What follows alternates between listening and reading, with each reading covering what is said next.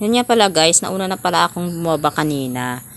Hinalubong ko kasi ang mister ko para siya ay salubungin at kung may dala-dala man siya at may huli ng isda ay madali ko na makuha at sabay na kami nga akyat. Kaya pala guys, kasama ko rin syempre yung aso ko, mas nauna pa nga yan sa akin, naligo siya ng dagat. Tuwan-tuwa yan siya guys sa pagmasta ng dagat at magmasta ng mga isda na gumagalaw-galaw sa dagat. Akala niya siguro madali niya lang damputin yung isda, kaya ayan siya pa, ikot-ikot yan siya, hinahabol-habol niya yung isda. Nakakatuwang pagmastan pa ang Palawan. Ayan mo, napakaganda ng tanawin dito. Sariwang-sariwa ang hangin na malalanghap mo. Araw-araw ang biyaya ng Diyos na dumarating sa buhay natin. Halos hindi mo na malalampasan. Biyaya at pagpapala ng Panginoon Diyos na binibigay niya.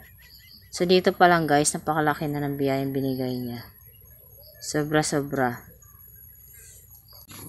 Yung pantalan pala na yan guys, dyan ako lagi nagtatambay. Yan, tinatanaw ko yan dyan. Tanaw yan dyan ang kids namin dati. Nung 2020, nung nag-face kids ako. Ayan guys, sa pang-alaga ko si Bantay. Siya yung pinakamakulit na alaga ko. Alam nyo ba guys, yan, pagkatapos niyan kumain sa bahay, uuwiin na yan dun sa baba, dun sa kapatid ko. Yung wala kasi ako, yung kapatid ko na nagkup-kup sa kanila, sila nagpapakain. Kaya nung umuwi na ako guys, ako naman yung nagpakain ulit sa kanila. Tapos, yan, pag nabusog na yan sila guys, iiwanan ka na yan. Babalik na naman yan pag oras na ng kainan. Aalis na naman at iiwanan ka. Ganon yung mga alaga ko guys. Sobrang tatalino. Kinakainan lang ako dito, aalis din. Ayan. Parang ano din sila, may isip din yung mga alaga kong aso na yan.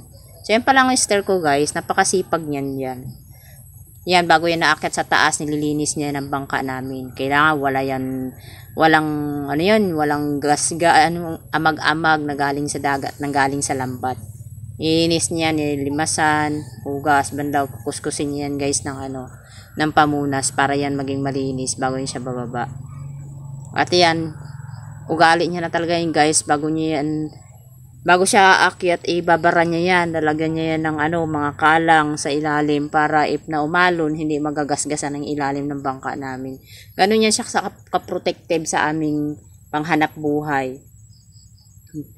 Hindi yan siya katulad ng iba na pagdating galing sa laot, tinatali lang ang bangka, iniiwanan. Siya iba yung klase yan guys, ng tao na yan. Yan, gusto niya yan guys, bago yan siya aalis, talagang malinis na yung bangka, cleared na siya. Bibisitahin niya na lang yan mamaya kapag yan ay nagkaroon na ng lumaki ang tubig or hibas siya at baka mahibasan. Yan, ganun guys ang kanyang routine sa buhay. Yung maglaot, kumain, yan libangan niya.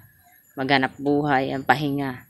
Pagkatapos niya ng gawain niya, tatambayan siya dyan sa bodega at dyan siya magpapahangin-hangin, manunood ng YouTube.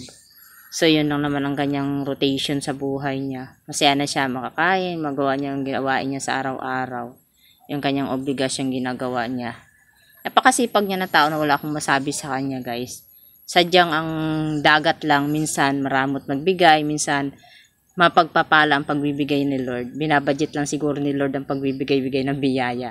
So, katulad niyan, may get 3 lang yung huli niya na yan guys. So, minsan naman kasi may swerte, madami ang huli, minsan 5 to or 10 to up.